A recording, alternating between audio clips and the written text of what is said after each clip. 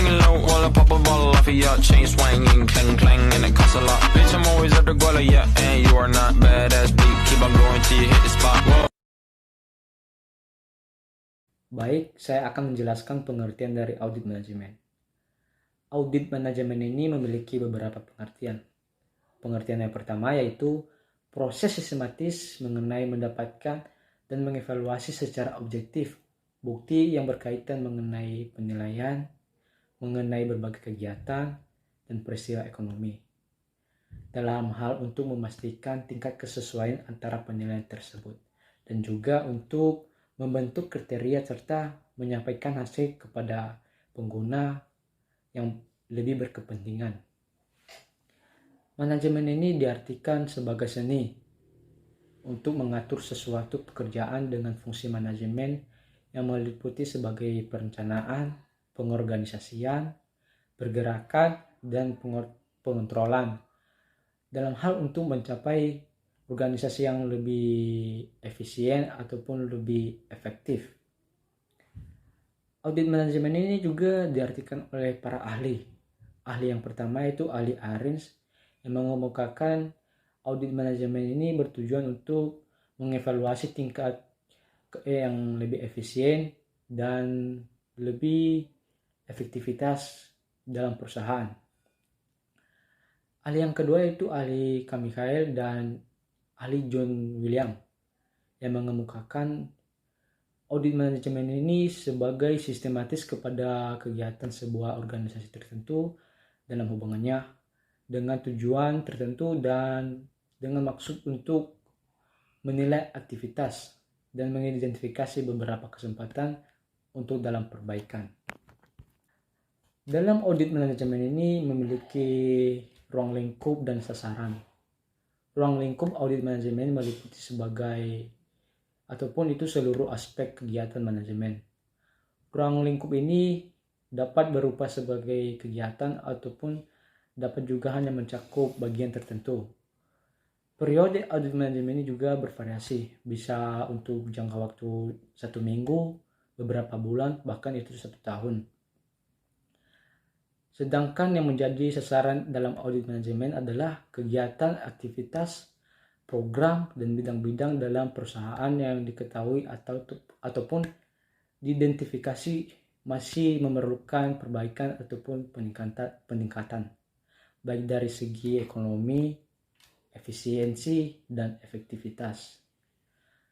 Sasaran ini dapat dibagi menjadi 3 elemen, yaitu elemen yang pertama yaitu kriteria. Kriteria ini merupakan standar ataupun itu pedoman bagi setiap individu atau kelompok di dalam perusahaan yang dalam melakukan aktivitasnya. Yang kedua yaitu penyebab. Penyebab ini merupakan tindakan atau aktivitas yang dilakukan setiap individu atau kelompok di dalam perusahaan. Penyebab dapat bersifat positif ataupun sebaliknya negatif. Program ini berjalan dengan tingkat efektivitas, efisien yang lebih rendah dan standar yang lebih diterapkan. Yang ketiga itu akibat. Akibat merupakan perbandingan untuk penyebab dengan kriteria yang berhubungan dengan penyebab tersebut.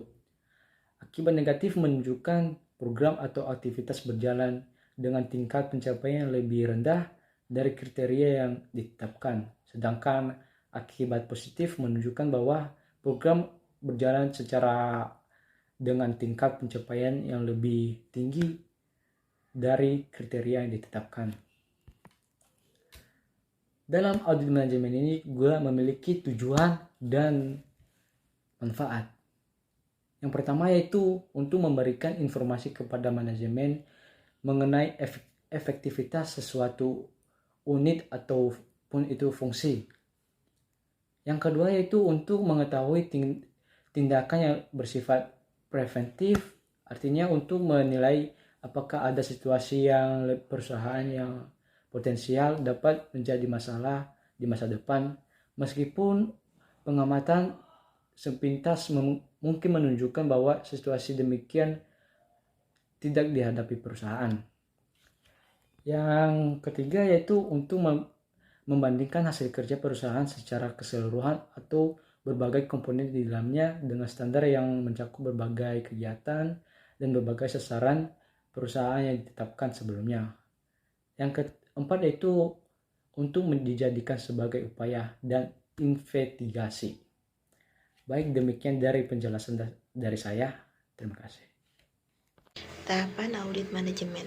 Menurut Alexander Hamilton, terdapat beberapa tahap dalam melaksanakan audit manajemen. Di antaranya adalah definisi ruang lingkup proyek. Pada tahap audit manajemen ini adalah tahap mengenal terhadap tujuan untuk mendapatkan pemahaman tentang latar belakang dari aktivitas yang diperiksa. Hal ini bisa membantu auditor lebih mudah untuk mengidentifikasi masalah yang muncul, menemukan sebabnya, dan selanjutnya melakukan tindakan perbaikan. Selanjutnya, rencana persiapan dan organisasi. Pemeriksaan manajemen di tahap ini yakni meneliti dan juga menelusuri ruang lingkup masing-masing sumber dokumentasi. Selanjutnya, dianalisa dan kemudian dilakukan pembaharuan. Selanjutnya adalah pengumpulan fakta dan pembaharuan dokumen. Pengumpulan semua data pemberitaan yang berkaitan dengan ruang lingkup dari proyek yang dimaksud. Data ini dapat dari surat menyurat dan untuk informasi yang non-formal. Bisa didapatkan dengan langsung dari para pegawai dengan melakukan wawancara. Selanjutnya adalah riset dan analisis.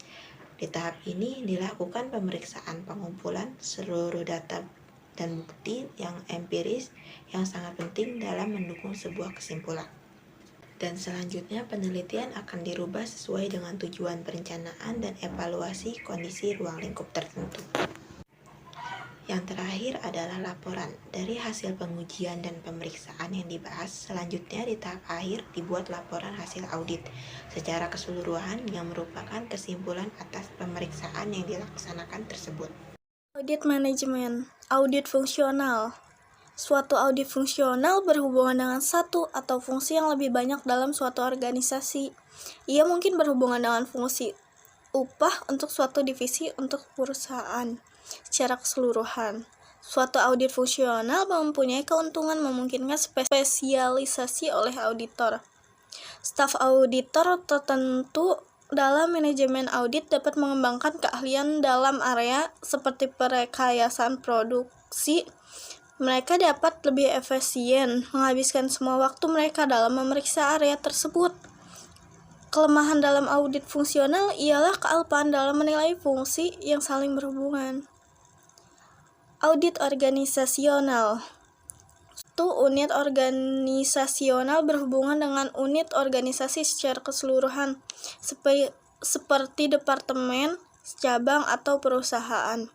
Tekanan dalam organisasi adalah bagaimana efisien dan efektifnya fungsi-fungsi berinteraksi. Rencana organisasi dan metode untuk mengkoordinasikan aktivitas khususnya adalah penting untuk tipe audit ini. Penugasan khusus. Penugasan khusus audit manajemen timbul karena permintaan manajemen. Terdapat variasi yang luas untuk audit demikian. Sebagai contoh, audit ini termasuk menentukan sebab-sebab suatu sistem EDP yang tidak efektif. Penyelidikan kemungkinan adanya kecurangan dalam divisi dan membuat rekomendasi untuk mengurangi biaya produksi suatu produk. Prinsip dasar audit manajemen. Terdapat beberapa prinsip dasar dalam audit manajemen. Yang pertama adalah audit dititik beratkan pada objek audit yang mempunyai peluang untuk diperbaiki. 2. Prasyarat penilaian terhadap kegiatan objek audit. Yang ketiga tentang pengungkapan dalam laporan tentang adanya temuan-temuan yang bersifat positif.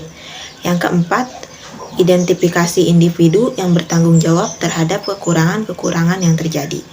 Dan yang kelima, penentuan tindakan terhadap petugas yang seharusnya bertanggung jawab. Yang keenam, adanya pelanggaran hukum. Dan yang ketujuh adalah penyelidikan dan pencegahan kecurangan. Audit manajemen terhadap beberapa fungsi. Yang pertama adalah audit manajemen terhadap fungsi keuangan. Fungsi keuangan adalah bagian dalam organisasi yang mengumpulkan, mencatat, menganalisa, dan memonitor data dari semua bidang fungsional lain dalam perusahaan. Keadaan ekonomi dewasa ini telah memaksa perusahaan yang peka terhadap operasi beralih menjadi peka terhadap biaya. Perubahan sikap ini telah menempatkan fungsi keuangan pada waktu proses pengambilan keputusan yang penting, baik jangka panjang maupun jangka pendek. Audit manajemen terhadap fungsi pembelian. Sasaran utama audit manajemen terhadap fungsi pembelian adalah untuk mengetahui apakah perusahaan mempergunakan sumber daya keuangan dengan efisien dan efektif. Pada sebagian perusahaan menengah, pembelian besar dilakukan oleh setiap departemen operasi. Proses audit manajemen yang diuraikan untuk fungsi pembelian dapat dipergunakan oleh perusahaan yang sudah mempunyai suatu pembelian maupun oleh perusahaan yang tidak memiliki pembelian. 3. Audit manajemen terhadap fungsi pemasaran dan penjualan. Jika penjualan merosot selama tahun berjalan, maka operasi akan terperangkap dengan overhead yang terlalu besar dan banyak kapasitas sisa yang terpakai, yang akan menyebabkan perusahaan mengalami kerugian. Tujuan strategi perusahaan secara keseluruhan harus selalu dipusatkan pada perkiraan penjualan untuk tahun yang bersangkutan maupun untuk jangka waktu yang lebih panjang. Tujuan utama pemasaran adalah melakukan riset pasar yang berkelanjutan untuk membuat kriteria mengenai volume dan inti penjualan di masa datang. 4. Audit manajemen terhadap fungsi administrasi personalia. Tujuan utama audit manajemen atas fungsi personalia adalah untuk mengetahui efektivitas keseluruhan divisi personalia dalam mengelola sumber daya manusia yang ada dalam perusahaan. Audit ini merupakan tugas yang sulit karena tanggung jawabnya yang luas dari divisi personalia, meliputi keseluruhan perusahaan dan juga karena sifat subjektif bidang tanggung jawab ini. 5. Audit manajemen terhadap fungsi pengelolaan data. Audit manajemen atas pengelolaan data mencakup bidang DP, data processing. Berikut: desain dan efektivitas sistem, organisasi departemen dan staf yang dimiliki, efektivitas biaya dari fungsi pengelolaan data, kebijakan pemakai, produser dan dokumentasi sistem. Setiap bidang terdapat dalam tujuan strategis, organisasi, rencana induk dan pengawasan dari audit manajemen. Seperti halnya dengan setiap bagian lainnya, bagian pengawasan dari audit manajemen pengelolaan data berisi metode yang terperinci untuk menilai efektivitas fungsi pengelolaan data secara keseluruhan.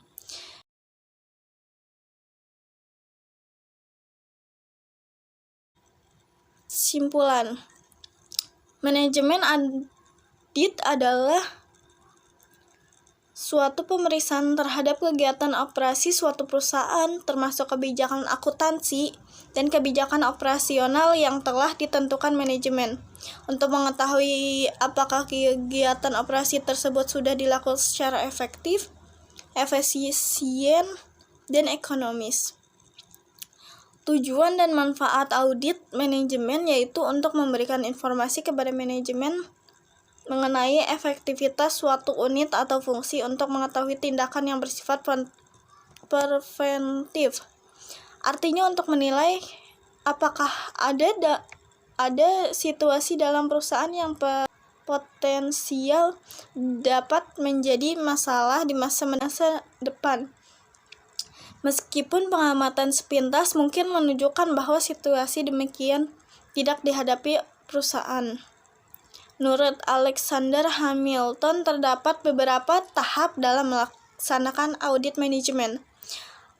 Di antara definisi ruang lingkup proyek, rencana persiapan dan organisasi, pengumpulan fakta dan pembaharuan dokumen riset, dan analisis laporan. Terdapat prinsip dasar audit manajemen, diantaranya audit dititik beratkan pada objek audit yang mempunyai peluang untuk diperbaiki, prasyarat penilaian terhadap kegiatan objek audit, pengungkapan dalam laporan tentang adanya temuan-temuan yang bersifat positif. identifikasi individu yang bertanggung jawab terhadap kekurangan-kekurangan yang terjadi. Penentuan tindakan terhadap petugas yang seharusnya bertanggung jawab, pelanggaran hukum, penyelidikan, dan pencegahan kecurangan. Dalam audit manajemen terdapat fungsi keuangan, fungsi pembelian, fungsi pemasaran dan penjualan, fungsi administrasi personalia, dan fungsi pengelolaan data, di mana fungsi-fungsi tersebut dijalankan oleh audit manajemen.